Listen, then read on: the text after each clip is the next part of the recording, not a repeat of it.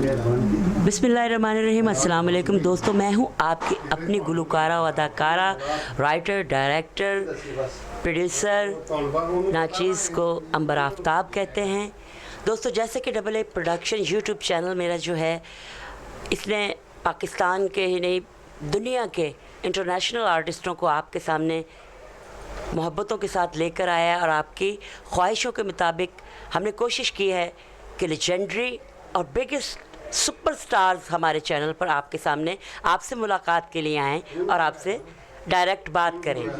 तो इसी सिलसिले में आज जो लेजेंडरी आर्टिस्ट आपसे हम मिलवाने जा रहे हैं, आप सोच भी नहीं सकते कि वो इतने बड़े आर्टिस्ट हैं, हमारे पाकिस्तान का फ़ख्र हैं, इंटरनेशनल तौर पर बहुत सारे अवार्ड ले चुके हैं, बहुत से काम कर चुके हैं और हमारे हमसाया मुल्क में भी वो काम उनके साथ मिलकर कर रहे हैं।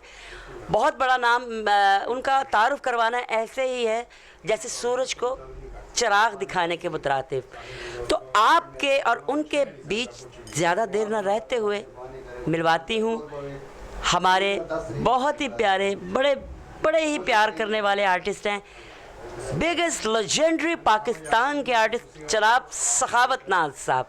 अस्सलाम वालेकुम सखावत साहब। जी वालेकुम अस्सलाम। चाहने वालों को सबसे पहले मैं ये बताऊंगा कि ये जो शख्सियत हमारे साथ बैठी आज मैं अपनी खुशनसीबी समझता हूँ कि अंबर आफ्ताब साहिबा जो है कि मेरा इंटरव्यू ले रही हैं और मेरे लिए ये किसी अवार्ड से कम नहीं है।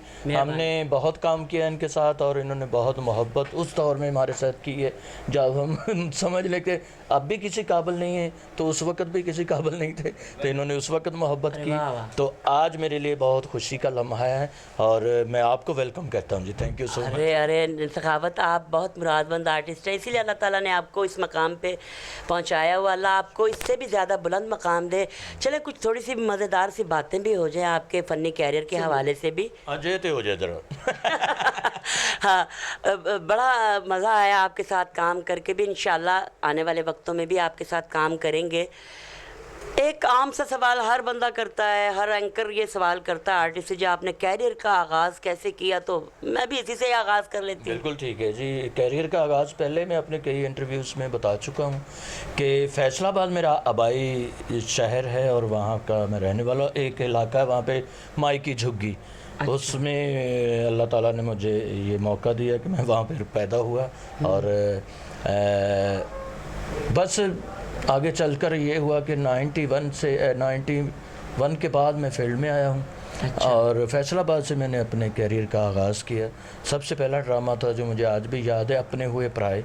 मनीर गफूरी साहब उसके राइटर डायरेक्टर थे और मियाँ एजाज़ नासिर साहब मरहूम, दोनों ये डायरेक्टर भी थे और राइटर भी थे और प्रोड्यूसर भी थे। और नसीम विक्की भाई मुझसे पहले काम तो वो करते थे, लेकिन हमारा वो कमर्शियल ड्रामा था एक पहला, उसमें काफ़ी जद्दोजहद हमारी हुआ करती थी और काफ़ी मैच पड़ता था वहाँ पे। तो उस वक़्त अल्लाह ताला ने इज़्ज़त दी और पहले ड्रामे से लेकर अपने चाहने वालों की मोहब्बत और आप जैसे बड़ों की दुआओं के साथ आज मुझे याद नहीं है कि कोई ऐसी रात होगी जो स्टेज पे नहीं गुजरी। वाह वाह। ये सिर्फ देखने वालों की मोहब्बत और मेरे माँ बाप, बहन भाई और आप जैसे लोगों की दुआएं हैं और अल्लाह ताला को कोई ख़ास तरस है, उनकी मोहब्बत है, कोई पता नहीं कौन सी बात मेरे बड़ों की उनको पसंद है, ये मुझ में तो ऐसी नहीं है कोई, तो वो उसके सदक़े में वो सारा कुछ मिल रहा है। अल्लाह आपको और कामयाबी दे सखावत। अच्छा, एक बात मैं ज़रूर पूछना चाहूँगी, आप शौकिया आर्टिस्ट हैं या हादसाती तौर पर आए हैं? हादसाती तौर तो मतलब कह सकते हैं, क्योंकि मेरे पूरे ख़ानदान में, पूरे नान के दाद के में कोई ऐसा फ़नकारों में नहीं है कि कोई आर्टिस्ट हो या कोई गाने बजाने का काम करता हो या किसी कोई मतलब इस फील्ड से किसी से रिलेटेड हो, कोई भी नहीं है। तो इसको मैं हादसा ही कहूँगा। और कि शौक़ था बचपन में, और ये शौक़ इस हद तक था कि मैंने करना है और ये नहीं पता कि अल्लाह ताला इतनी रहमत कर देगा और इतनी चाहने वालों की इतनी मोहब्बत अल्लाह ताला मेरे नसीब में भेज देगा कि मुझे संभाली नहीं जाएगी। शुक्र अल्हम्दुलिल्लाह। आज भी अगर सजदे में बाकी की जितनी ज़िंदगी सजदे में पड़े रहे तो मेरा ख्याल है उनके जो एहसान है अल्लाह की जो रहमत है उसका वो हम पूरा नहीं कर सकते वज़न है जो। ठीक है, तो हादसाती समझ लें आप। अच्छा, आपने माशाल्लाह से बड़े ही कमाल के प्रोग्राम किए, ख़बरनाक, और बहुत सारे नाम भी हमारे तो अब ज़हनों में नहीं, क्योंकि आप छाए हुए हैं हर तरफ। अल्लाह ताला आपको ऐसे ही कामयाबियाँ देता रहे। कोई ऐसा करैक्टर जो आपके लिए यादगार हो और आप उसको अक्सर याद करते हो बैठे हुए अकेले में कि यार ये करैक्टर में बड़ा ही कमाल किया ज़िंदगी, यार यादगार करैक्टर है। अच्छा अंबर साहब, आपने भी काम किया बहुत अरसा, जी जी, हो सकता है आप भी अपने किसी करैक्टर से मुतमिन ना हो। बिल्कुल सही तो बात। इसी तरह का कुछ मेरे साथ है कि मेरा जो बहुत अच्छा भी हुआ ना, अब जब मैं देखता हूँ तो मुझे उसमें भी कमी नज़र आती है कि मैं चाहता था ये इस तरह भी बेहतर हो सकता था। लेकिन ये हमारे बड़ों की कही हुई बातें हैं कि हर किरदार मेरा अपना है, मेरा हिस्सा है, और मुझे सारे ही बच्चे पसंद हैं सारे बच्चे अच्छे लगते हैं। तो उससे मुझे ये मतलब ये मैं अभी तक फैसला नहीं कर पाया कि मैंने कुछ अच्छा भी किया है। तो मैं जितने भी अपने देखता हूँ मुझे उसमें कोई ना कोई कमी नज़र आती है। वाह, बड़ी खूबसूरत बात की आपने। अच्छा ये बताइए कि आपको स्टेज पर लाने वाला पहला डायरेक्टर कौन है? वो जिनके मैंने नाम लिए, अच्छा ये था मोहल्ले और स्कूलों में हम ड्रामे किया करते थे। तो वहाँ पर हमारे एक बड़े भाई हैं मोहल्ले में रहते थे, मियाँ अब्दुल गफ़ार साहब। मियाँ अब्दुल गफ़ार उनका निकनेम मालू मालू के नाम से वो मशहूर है। और उनकी मोहब्बत, उन्होंने जब देखा ना मेरा सलाहियत कह लें, या उसने देखा कि इस बच्चे को आमद है, तो उसने कहा कि मैं ना तुम्हें, मेरे दोस्त हैं इधर काम करते हैं, वो ड्रामा जब खुलेगा ना तो मैं तुम्हें लेकर जाऊंगा। तो उसी तरह वो मेरे नसीब में कुछ था। जब यही जो मैंने अभी ड्रामा अपने हुए पराए का नाम लिया, वो ड्रामा स्टार्ट हुआ फैसलाबाद में। पहले मुल्तान में भी इसी तरह होता था, कुछ देर ड्रामे हो गए, फिर 2 महीने रुक गए, 2 महीने के बाद हुआ। फैसलाबाद में इसी तरह था। तो 2-3 महीने के बाद थिएटर खुला, वहाँ पे इन्होंने पहला ड्रामा यही रखा। तो उसमें वो मुझे लेकर गए, और उसमें मतलब ये था कि जो किरदार मुझे मिला ना ख्वाजा सरा का, जनरलाइज जिसको कहते हैं हम, तो उस किरदार के लिए 4-5 लोग पहले बैठे हुए थे। अच्छा, तो उनका ट्रायल होना था सबका, जो अच्छा लगेगा वो करेगा। सही। तो मुझे मियाँ साहब, जब मियाँ अब्दुल गफ़ार साहब मुझे ले गए, मनीर गफूरी साहब उनका नाम, एजाज नासिर साहब जो डायरेक्टर थे, उनके सामने लेकर गए। उस वक्त बिल्कुल मैं, अब तो सेहत मिल गई ना, शादी के बाद सेहत पकड़ गया हूँ सही। तो उस वक्त बिल्कुल कमज़ोर नासिर और मैं, आपने देखा होगा कई ड्रामों में, नासिर चिनोटी भी बहुत कमजोर थे। वो तो खैर होता खुली कैंची का मुँह सी उदूंगी और तो सेहत फट गया। हाँ, बिल्कुल। तो जब वो मुझे लेकर गए तो उन्होंने मेरी तरफ देखा कि ये क्या करेगा, कहता जी उनके जी वो 4 एक किरदार है खुसरे का, वो जो पैगाम मेहमान को छोड़ने आता है, ये 4 बंदे बैठे हुए हैं, ट्राई कर लो जी। उन्होंने 3-4 की ट्राई ली, उनका नहीं उनका ये आया, इससे भी चेक कर लो। एक तो मेरे साथ वो थे कि इनको करवाओ।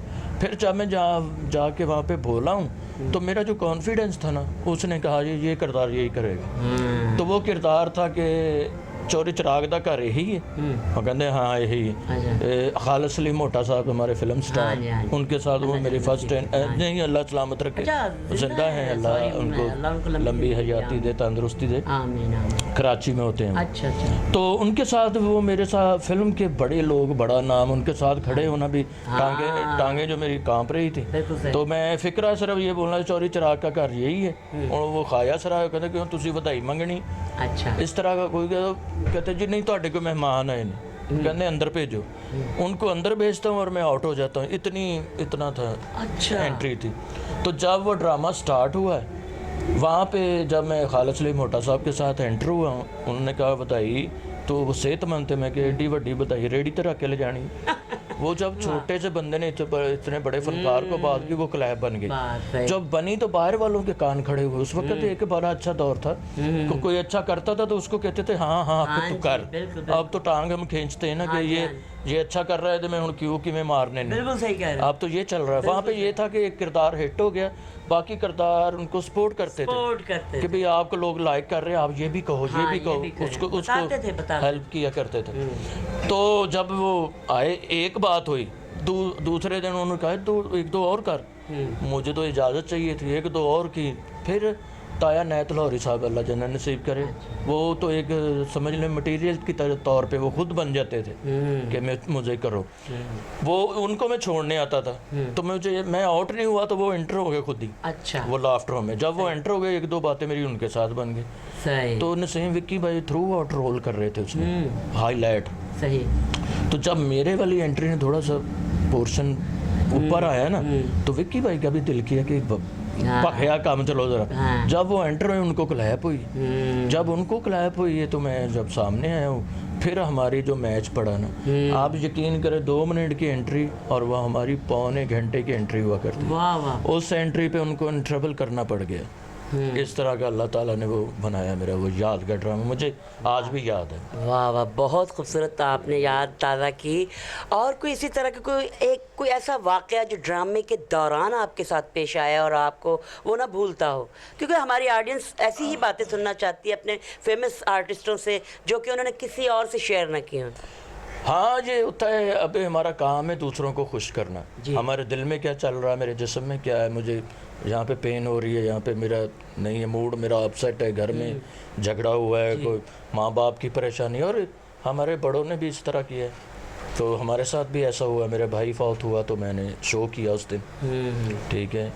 वालिद साहब हॉस्पिटल में है तो मैं शो पर पहुंचा उनको छोड़ के, वालदा हॉस्पिटल में है तो शो करने के बाद उनके पास पहुंचा हूँ।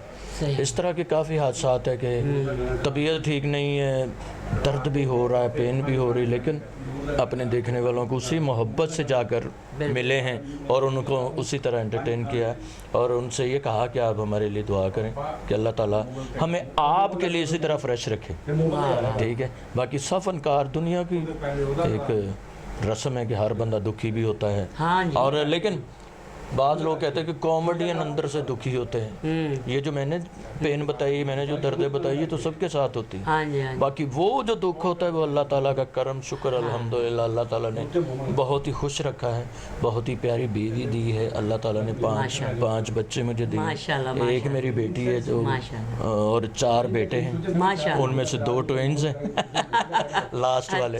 तो अल्लाह ताला ने बहुत रहमत की, बड़ा करम है उसका, उसके तर्ज के अब भी तलबगार हैं। वाह वाह, अल्लाह आपको सलामत रखे, आपके बच्चों को भी आमीन सुम्मा आमीन। बड़ी खूबसूरत बातें की। अच्छा, लास्ट में कोई ख़ास मैसेज अपने आर्टिस्टों के लिए, अपने दोस्तों के लिए? इससे पहले एक सवाल मेरे जहन में आ गया, वो ये है कि आजकल के जो ड्रामाई हालात हैं, जो आजकल ड्रामा जा रहा है, इसके बारे में आप क्या कहेंगे? इसके बारे में कुछ ज़्यादा तो नहीं कहना चाहता, लेकिन ये है कि अब जो काम बस चल रहा है, जो काम हम लोगों ने किए हुए हैं उस तरह का नहीं होता। कभी कभी इस बात से भी गुस्सा आता है और तबीयत थोड़ी डिस्टर्ब हो जाती है कि एक ऐसा हमारा ये प्लेटफॉर्म था जहाँ पे आर्टिस्टों की मतलब सीखने के लिए भी मिलता था, आर्टिस्ट को आगे बढ़ने का मौका भी मिलता था। इससे करने के बाद टेलीविज़न, फिल्म फनकार के लिए बड़ी आसान हो जाती है। तो ये अब आहिस्ता आहिस्ता वहीं पर आ गया है कि जो चल रहा है अभी लाहौर में, फैसलाबाद में, गुजरांवाला में, कहीं भी हम चले जाएं तो एक थिएटर में ड्रामा आप देख लें, आपने समझे कि 5 जो लगे ना 5 ही देख लेंगे। हाँ जी, बिल्कुल सही। सारा एक जैसा हो रहा है, वही गाने हो रहे हैं, वही डांस हो रहे हैं।